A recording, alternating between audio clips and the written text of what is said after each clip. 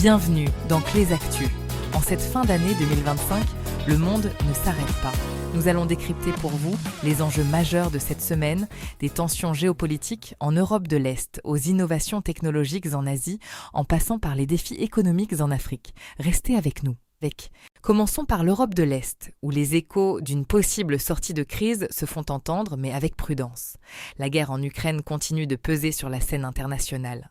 En effet, l'article du journal russe Commerçant rapporte que Vladimir Poutine aurait évoqué la possibilité d'un échange partiel de territoire, tout en réaffirmant son intention d'annexer le Donbass. Parallèlement, les États-Unis, par l'intermédiaire de leurs envoyés, sont activement impliqués dans des pourparlers avec l'Ukraine. L'enjeu principal reste la stabilité territoriale et la sécurité de la centrale nucléaire de Zaporijia. Sur le terrain, les déclarations contrastent avec la réalité des combats. Volodymyr Zelensky évoque des progrès graduels dans les négociations, mais souligne l'absence de consensus sur le Donbass. La prudence reste donc de mise, malgré les signaux diplomatiques. Tournons-nous maintenant vers les marchés financiers, où les métaux précieux atteignent des sommets, tandis que le prix du pétrole connaît des fluctuations.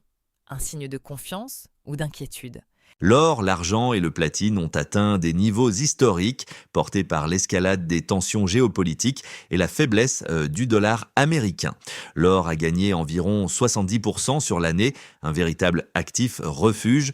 Sur le front du pétrole, les prix sont stables, tiraillés entre les risques d'approvisionnement liés aux frappes américaines au Nigeria et aux sanctions contre le Venezuela et les craintes d'un surplus d'offres pour l'année prochaine. Ces mouvements s'expliquent aussi par une certaine volatilité de fin d'année.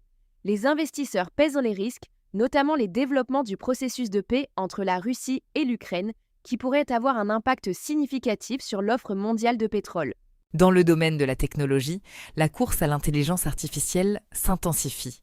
Le Japon, autrefois leader, cherche à retrouver sa place sur le marché des semi-conducteurs.